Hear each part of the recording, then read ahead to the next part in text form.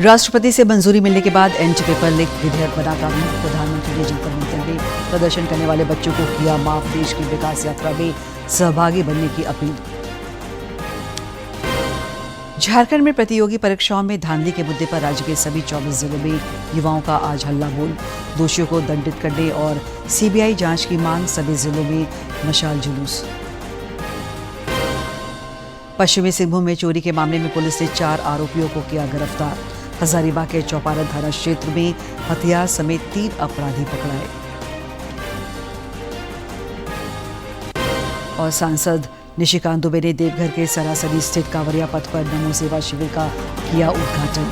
कांग्रेस विधायक दल के नेता प्रदीप यादव ने कांवरिया सेवा शिविर का किया शुभारंभ।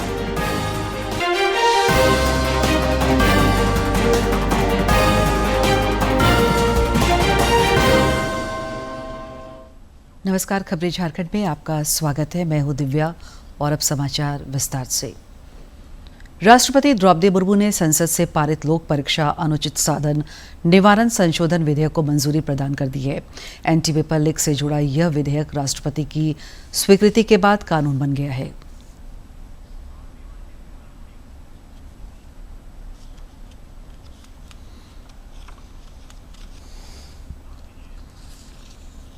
परीक्षाओं में धोखाधड़ी रोकने के लिए संसद द्वारा पारित लोक परीक्षा अनुचित साधन निवारण संशोधन विधेयक 2026 को राष्ट्रपति ने मंजूरी दे दी है। यह नया कानून पेपर लीक, नकल और अन्य गड़बड़ियों पर रोक लगाएगा और इस कानून में दोषियों को कड़ी सजा और भारी जुर्माने का प्रावधान है। विधेयक में 10 साल तक की सजा, 10 करोड़ रुपए तक का जुर्माना और दोषी व्यक्तियों की संपत्ति जब्त करना शामिल है। मामलों के शीघ्र निपटाने के लिए राज्य सरकार और केंद्र शासित प्रदेश प्रशासन विशेष त्वरित अदालतें स्थापित करेंगे। मामले की छानबीन पुलिस थाने में सूचना दर्ज होने की तिथि से 2 महीने के अंदर पूरी करनी होगी और आरोप पत्र दाखिल होने के 3 महीने के अंदर सुनवाई पूरी हो जानी चाहिए।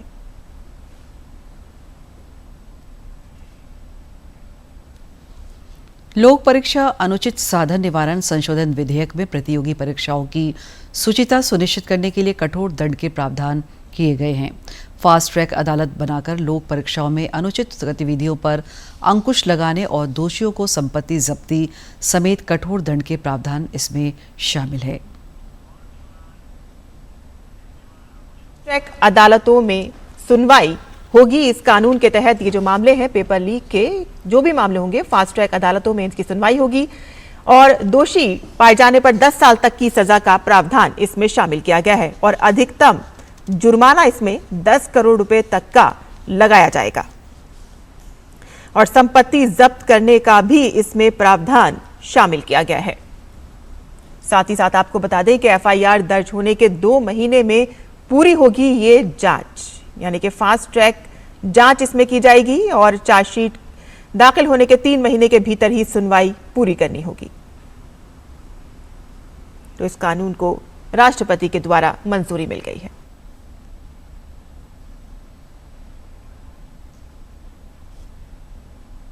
प्रधानमंत्री नरेंद्र मोदी ने बड़ा दिल दिखाते हुए जंतर मंतर में प्रदर्शन के दौरान अभद्र भाषा का उपयोग करने वाले सभी बच्चों को माफ कर दिया है।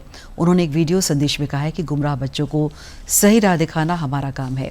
प्रधानमंत्री ने युवाओं से देश की विकास यात्रा में शामिल होने की अपील की है। आज तो मन करता है बस आपसे ही बातें करूं। जंतर मंतर पर जो कुछ भी हुआ देश और दुनिया ने देखा है। कुछ शरारती बच्चों ने भद्दी भद्दी गालियां बोली। किसी भी सभ्य समाज को शोभा न दे ऐसे शब्दों का प्रयोग किया गया। मुझे तो गालियां दी गई, मेरी स्वर्गीय माता को भी गालियां दी गई। न जाने कितना भद्दा स्वरूप था। लेकिन मैं आज बात करना चाहता हूं कि बचपन में गलतियां होती हैं और बचपन में गलतियों से सुधरने का अवसर भी होता है और यही तो बचपना है। और इसलिए मैं समाज के अंदर जो आक्रोश है उसको भली भांति समझ सकता हूं। एक कल्चरल शॉक है कि हमारी बेटियां इस प्रकार की भाषा कैसे बोल सकती है? लेकिन समय है इन बच्चों को गले लगा करके राह दिखाने का। ये गुमराह बच्चे हैं, उनको राह दिखाना हमारा काम है। उनको सजा देना, अदालतों के चक्कर कटवाना, समाज में उनको प्रताड़ित करना, इससे हम परिस्थितियां नहीं बदल पाएंगे। मैं उन्हें माफ करना चाहता हूं। समाज भी मेरी इस बात को स्वीकार करे, क्योंकि मेरे मन में एक ही भाव है। कभी कभी दांतों तले हमारी जीभ आ जाती है, खून निकल आता है, लेकिन हम दांत तोड़ते नहीं है, क्योंकि दांत भी हमारे हैं, जीभ भी हमारी है, बच्चे भी हमारे हैं। उन्हें राह दिखाना हमारा काम है। गुमराह को राह दिखाना कठिन होता है, लेकिन कठिन काम हमको करना है।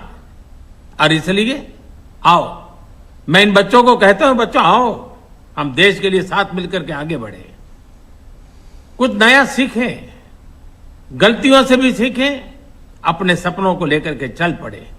देश बहुत आगे बढ़ रहा है, आगे बढ़ने वाला है, और आपका भी आगे बढ़ना निश्चित हो, यही मेरा सपना है।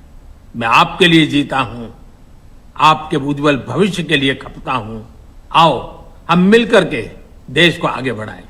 बहुत बहुत धन्यवाद दोस्तों। बस आओ, गलतियों से सीखो, आगे बढ़ो। प्रधानमंत्री नरेंद्र मोदी आंध्र प्रदेश के दौरे पर हैं। उन्होंने विजयनगरम जिले के भोगपुरम में करीब 18,000 करोड़ रुपए की विभिन्न विकास परियोजनाओं का लोकार्पण और शिलान्यास किया। प्रधानमंत्री ने अलूरी सीताराम राजू अंतर्राष्ट्रीय हवाई अड्डे का भी उद्घाटन किया। प्रधानमंत्री जी बटन दबाकर आविष्करण और लोकार्पण करें।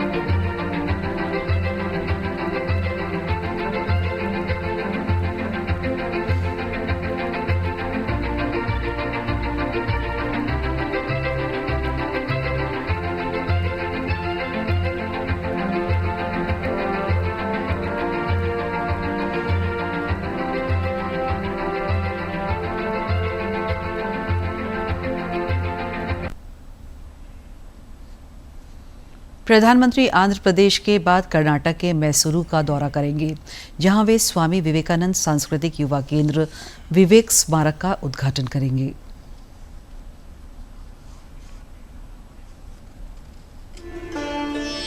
प्रधानमंत्री नरेंद्र मोदी कर्नाटक के मैसूरू में एक ऐसे केंद्र का उद्घाटन करेंगे जो स्वामी विवेकानंद के विचारों, राष्ट्र निर्माण के उनके संदेश और युवाओं के व्यक्तित्व विकास को समर्पित है। स्वामी विवेकानंद सांस्कृतिक युवा केंद्र विवेक स्मारक में स्वामी विवेकानंद की मैसूरू यात्रा और उनके ऐतिहासिक योगदान की यादों को संजोया गया है। स्वामी विवेकानंद ने नवंबर 1892 में भारत भ्रमण के दौरान यहाँ की यात्रा की थी। इस दौरान उन्होंने विद्वानों और श्रद्धालुओं से संवाद किया, कई विषयों पर अपने विचार रखे और वहाँ के तत्कालीन महाराजा श्री चाम राजेंद्र वाडियार का समर्थन प्राप्त किया। महाराजा के सहयोग ने ही स्वामी विवेकानंद की 1893 में शिकागो में आयोजित विश्व धर्म संसद की ऐतिहासिक यात्रा को संभव बनाया था। इस समय मैं जिस मठ में खड़ा हूँ, इस रामकृष्ण मठ की शुरुआत 1925 में हुई थी। प्रधानमंत्री नरेंद्र मोदी जब मैसूर दौरे पे आएंगे तो इस मठ में भी आएंगे और इसी विचार के साथ दुनिया को एक संदेश देने की कोशिश करेंगे, खासकर आधुनिक भारत के युवाओं को, कि किस तरीके से वो अपना विकास कर सकते हैं। राष्ट्र निर्माण के साथ चरित्र निर्माण किस तरीके से स्वामी विवेकानंद के विचारों से किया जा सकता है। मैसूरू के ऐतिहासिक निरंजन मठ में स्थापित ये विवेक स्मारक 81,000 वर्ग फीट से अधिक क्षेत्र में फैला हुआ है। इसमें मुख्य भवन के साथ एक अलग एनेक्सी ब्लॉक भी बनाया गया है। इनमें 4D एक्सपीरियंस सेंटर, प्रदर्शनी हॉल, करीब 700 लोगों की क्षमता वाला एम्फी थिएटर, क्लासरूम और कॉन्फ्रेंस रूम, लाइब्रेरी और रीडिंग रूम, ध्यान और योग केंद्र शामिल हैं। इस केंद्र के जरिए आसपास के शैक्षणिक संस्थानों के छात्रों के साथ साथ शहरी और ग्रामीण क्षेत्रों के युवाओं को भी लाभ मिलेगा। व्याख्यान, कार्यशालाएं, शॉर्ट टर्म कोर्स और क्षमता निर्माण कार्यक्रमों के माध्यम से स्वामी विवेकानंद के विचारों को नई पीढ़ी तक पहुंचाया जाएगा। 19वीं शताब्दी में नरेंद्र दत्त यानी स्वामी विवेकानंद ने कहा नया भारत गढ़ो, तो 21वीं शताब्दी में प्रधानमंत्री नरेंद्र मोदी ने कहा विकसित भारत की ओर बढ़ो। उत्तिष्ठत जागृत प्राप्य वरान निबोधत के मंत्र के साथ प्रधानमंत्री नरेंद्र मोदी ने नए भारत के गढ़ने की जो परंपरा शुरू की है, भारत के सांस्कृतिक पुनर्जागरण का जो महायज्ञ शुरू किया है, उसमें यह विवेक स्मारक अहम पड़ाव है।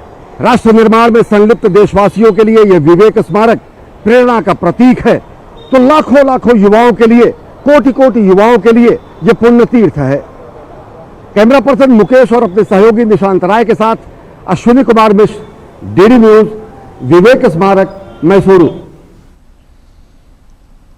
झारखंड में प्रतियोगी परीक्षाओं में धांधली का मुद्दा इन दिनों छाया हुआ है। भाजपा युवा मोर्चा ने आज राज्य के सभी जिलों में हल्ला बोल का ऐलान किया है।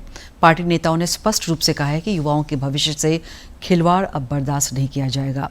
इधर राजधानी स्थित जयपाल सिंह मुंडा स्टेडियम में युवाओं का सत्याग्रह लगातार जारी है। युवाओं की मांग और जयपाल सिंह मुंडा स्टेडियम पर चल रहे प्रदर्शन की आइए देखते हैं विशेष रिपोर्ट। जेपीएससी और जेएससीसी परीक्षा में अनियमितताओं को लेकर विद्यार्थी आंदोलनरत हैं, झारखंड के युवा आंदोलनरत है और झारखंड के सभी जिलों से 24 जिलों से यहां पर युवा पहुंचे हैं और अपनी मांग लगातार वो हफ्ते भर से इसी तरीके से सत्याग्रह का रास्ता इन लोगों ने अपनाया है। और इनकी क्या कुछ प्रमुख मांगे हैं और किस तरीके से जो जेपीएससी का पीटी का रिजल्ट आया है उसमें क्या कथित तौर पर अनियमितताएं हुई है, उसको लेकर इन लोगों के क्या पॉइंट्स हैं, जरा जानने की कोशिश करते हैं। न्यायपालिका से मेरा विनम्र अनुरोध है, यहाँ आप पिछले 5 या 6 दिनों से देख रहे हैं कि हमारे सपनों को कुचला जा रहा है।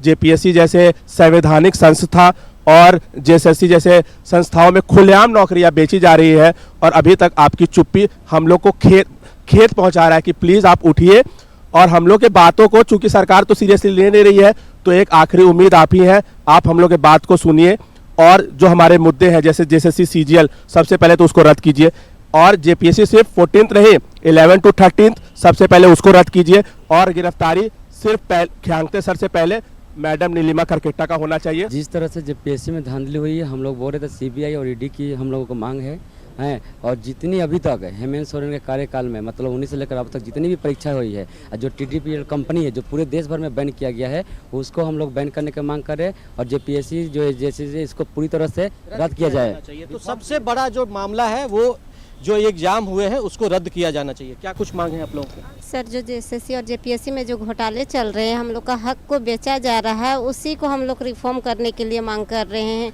और जो अधिकारी लोग हैं उसको सख्त से सख्त कानूनी कार्रवाई किया जाए। सर, कानूनी कार्रवाई इन लोगों पर होनी चाहिए जो भी इसमें संलिप्त है।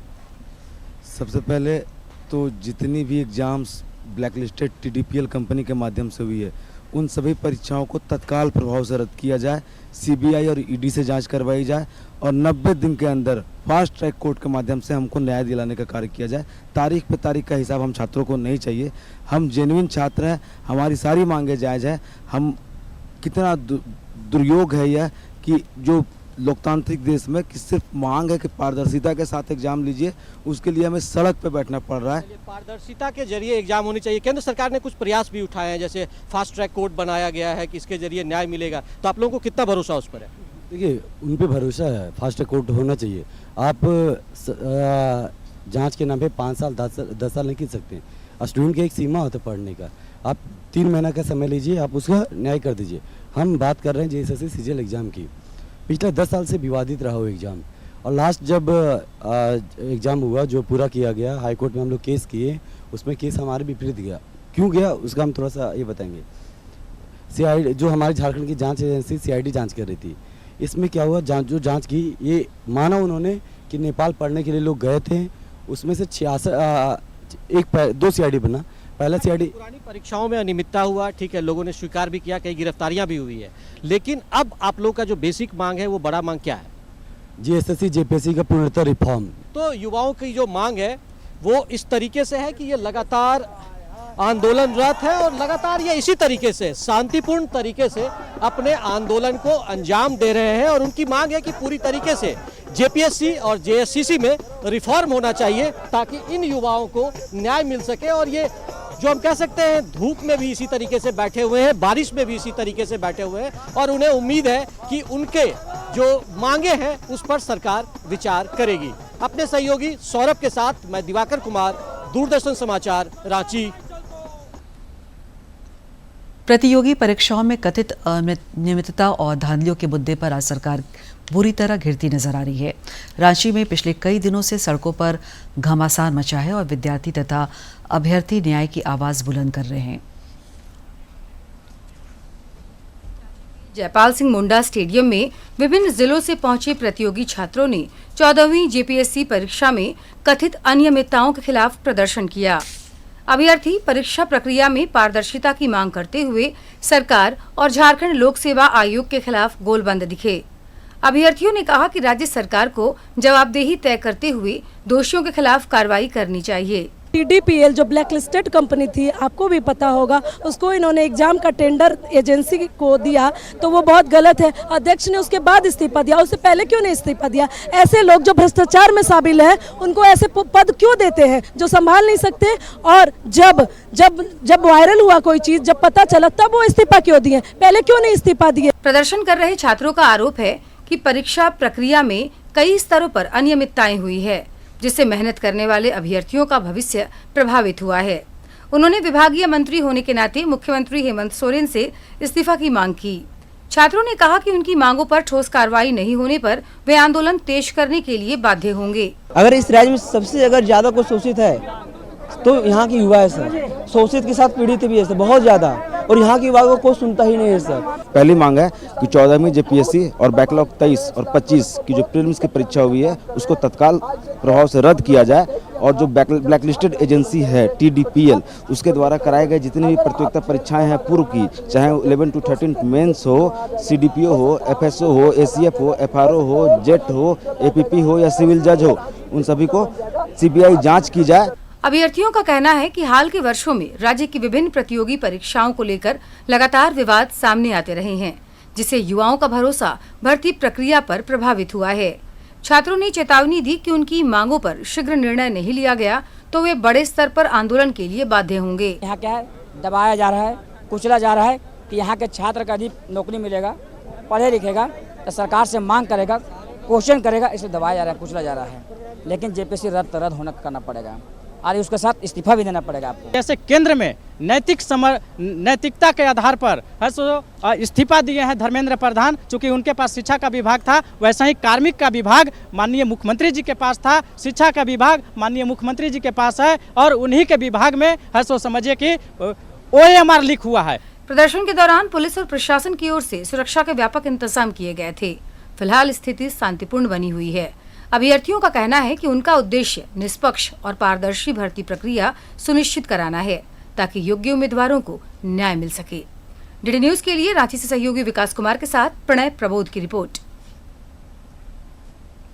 भाजपा द्वारा संत शिरोमणि गुरु रविदास के प्रकटोत्सव के सिलसिले में देश भर में कई कार्यक्रम आयोजित किए जा रहे हैं।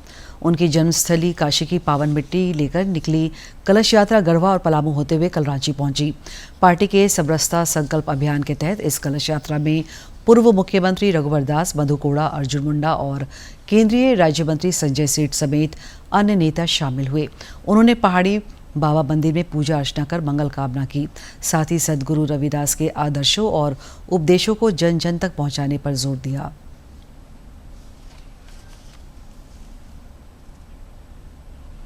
स्वच्छ भारत मिशन फेज 2 के तहत कोडरमा राज्य का पहला ODF प्लस जिला बनने की ओर अग्रसर है। यहां लक्ष्य के अनुरूप 71% काम पूरे कर लिए गए हैं। कल स्वच्छ भारत मिशन की निदेशक रंजीता हिमरेम और संयुक्त सचिव शशिंद्र ब्राइक ने इसकी समीक्षा की। स्वच्छ भारत मिशन के निदेशक रंजीता हेम्ब्रम और संयुक्त सचिव साशिंद्र बराई कल कोडरमा पहुंचे, जहां उन्होंने विभागीय अधिकारियों के साथ समीक्षा बैठक करते हुए जिले के अलग अलग पंचायत के मुखिया और जल सहिया के साथ संवाद स्थापित किया। मौके पर रंजीता हेम्ब्रम ने कहा कि स्वच्छ भारत मिशन ग्रामीण फेज 2 के तहत ODF+ के लिए किए जा रहे कार्यों में कोडरमा राज्य भर में सबसे आगे है। देश के स्तर पे इसको अव्वल करना चाह रहे हैं और पूर्ण रूपेण इसको 5 स्टार ODF+ हम लोग घोषित इस महीने में करने का टारगेट रखे हैं। ये बिल्कुल स्पष्ट है कि इनका मनोबल काफी ऊंचा है और अधिकारी के साथ साथ हमारे जो जनप्रतिनिधि है वो भी अपने राज्य को संपूर्ण रूप से स्वच्छ करने में पूरी भागीदारी दे रहे हैं। उन्होंने मुखिया और जल सहिया के साथ संवाद भी किया। इस कार्यक्रम में शामिल हुए पंचायत प्रतिनिधियों ने भी स्वच्छ भारत मिशन के तहत अधूरे पड़े कार्यों को जल्द से जल्द पूरा किए जाने की प्रतिबद्धता जताई। लोगों के साथ में बैठक करके और मैं प्लास्टिक मुक्त अपना पंचायत को जरूर करूंगा। और कई नाडे बने और बहुत सॉकेट हम लोग बनाए और सॉकेट और नाडे की वजह से मेरा पंचायत अभी ये क्या कहते स्वच्छता के लिए है और कुछ ऐसा जगह है जहाँ हमें अभी बनाना है। स्वच्छता के लेकर हम लोग प्रयास कर रहे हैं कि अपने कोडरमा जिला को झारखंड में ODF करने में पूरा सभी जल सहिया सभी जनप्रतिनिधि हम लोग जाके बाजार में चौक चौराहा पर गांव में टोला में नाडा 100 फीट बना के ये जागरूक कर रहे हैं कि हम उर्वा स्थित निरीक्षण भवन में निदेशक और संयुक्त सचिव के पहुंचने पर पेयजल एवं स्वच्छता विभाग के अधिकारियों ने उनका स्वागत भी किया। कोडरमा से गजेंद्र बिहारी की रिपोर्ट। आज मुस्लिम महिला अधिकार दिवस मनाया जा रहा है। आज ही के दिन वर्ष 2019 में मुस्लिम महिला विवाह पर अधिकारों का संरक्षण अधिनियम लागू हुआ था, जिससे 3 तलाक की कुप्रथा पर रोक लगी और मुस्लिम महिलाओं को व्यापक अधिकार मिले। एक समय था जब केवल 3 बार तलाक कहकर एक मुस्लिम महिला का वैवाहिक जीवन पल भर में समाप्त हो जाता था। तलाक की बिद्दत या तत्काल 3 तलाक की इस प्रथा में पति बिना किसी कारण और बिना किसी कानूनी प्रक्रिया के विवाह समाप्त कर सकता था। वर्षों तक मुस्लिम महिलाओं ने इस प्रथा के खिलाफ आवाज उठाई और इसे न्याय तथा समानता के खिलाफ बताया। 25 जुलाई 2019 को लोकसभा और 30 जुलाई 2019 को राज्यसभा ने मुस्लिम महिला विधेयक 2019 पारित किया। राष्ट्रपति की मंजूरी के बाद 1 अगस्त 2019 को ये कानून लागू हो गया। इसके तहत तत्काल 3 तलाक को शून्य और अवैध घोषित किया गया एवं ऐसा करने वाले पति के लिए 3 वर्ष तक की सजा और जुर्माने का प्रावधान किया गया। साथ ही पीड़ित महिला को भरण पोषण और बच्चों की अभिरक्षा का अधिकार भी सुनिश्चित किया गया। हमने मुस्लिम बहनों को 3 तलाक के जुल्म से मुक्ति दिलाई है और हमने जो 3 तलाक के खिलाफ कानून बनाया है उसने मुस्लिम बहनों को सुरक्षा का विश्वास दिया है। इस कानून के लागू होने के पहले वर्ष में ही ट्रिपल तलाक के मामलों में लगभग 82% की कमी दर्ज की गई। सरकार का कहना है कि इस कानून ने मुस्लिम महिलाओं को कानूनी सुरक्षा, आत्मसम्मान और संवैधानिक अधिकारों को मजबूत आधार दिया। इसी उपलब्धि के प्रतीक के रूप में हर वर्ष 1 अगस्त को मुस्लिम महिला अधिकार दिवस भी मनाया जाता है। 2019 के बाद मुस्लिम महिला बहुत सुरक्षित हो गई है, क्योंकि पहले क्या था, बहुत इजी था तलाक देना। आपने झट से एक फैसला लिया और 3 तलाक दी, 3 बार तलाक बोला और आप फ्री हो गए, दूसरी शादी की तैयारी कर ली आपने।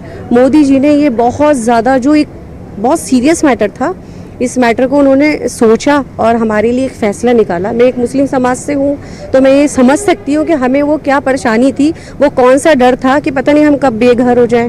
लेडीज़ों के लिए बहुत अच्छे फैसले आ रहे हैं जिसमें मुसलमान महिलाएं बहुत सुरक्षित हो गई हैं।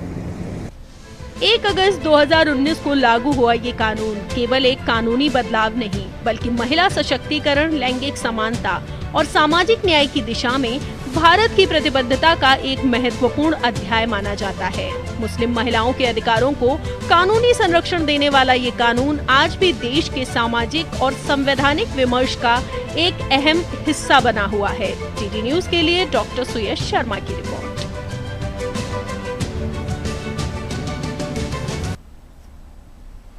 पश्चिमी सिंहभूम में पुलिस ने चक्रधरपुर में एक शोरूम में हुई लाखों की चोरी की घटना का खुलासा कर दिया है। इस मामले में पुलिस ने 4 आरोपियों को गिरफ्तार किया है। एएसपी डॉक्टर सैयद मुस्तफा हाशमी ने बताया कि सभी आरोपी अंतर्राज्यीय गिरोह से जुड़े हैं।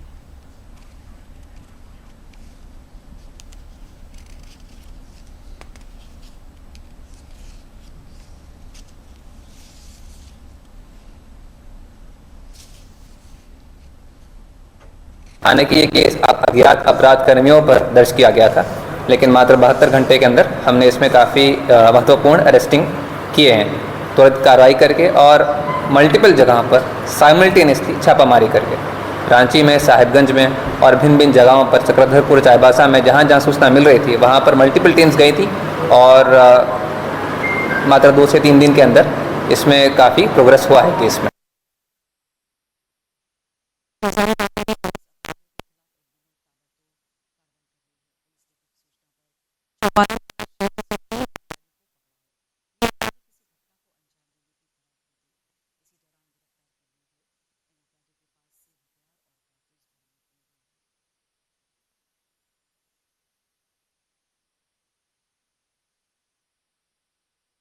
धनबाद में पुलिस ने अवैध लॉटरी कारोबार के खिलाफ बड़ी कार्रवाई करते हुए एक मिनी प्रिंटिंग प्रेस का उद्भेदन किया है। निरसा अनुमंडल क्षेत्र में एक जर्जर आवास में प्रतिबंधित लॉटरी की छपाई और पैकिंग का काम चल रहा था। पुलिस ने इस कार्रवाई के दौरान करीब 1 करोड़ रुपए की अवैध लॉटरी प्रिंटिंग मशीन और अन्य उपकरण जब्त किए हैं। एक व्यक्ति को हिरासत में लेकर इस अवैध कारोबार से जुड़े नेटवर्क का पता लगाया जा रहा है।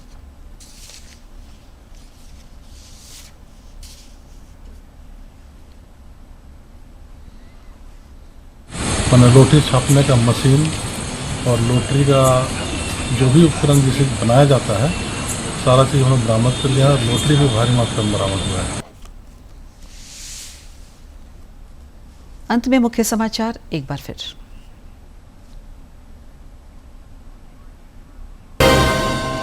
राष्ट्रपति से मंजूरी मिलने के बाद एंटी पेपर लीक विधेयक बना कानून। प्रधानमंत्री ने जंतर मंतर में प्रदर्शन करने वाले बच्चों को किया माफ, देश की विकास यात्रा में सहभागी बनने की अपील। झारखंड में प्रतियोगी परीक्षाओं में धांधली के मुद्दे पर राज्य के सभी 24 जिलों में युवाओं का आज हल्ला बोल। दोषियों को दंडित करने और सीबीआई जांच की मांग, सभी जिलों में मशाल जुलूस। पश्चिमी सिंहभूम में चोरी के मामले में पुलिस ने 4 आरोपियों को किया गिरफ्तार। हजारीबाग के चौपारण थाना क्षेत्र में हथियार समेत 3 अपराधी पकड़ाए।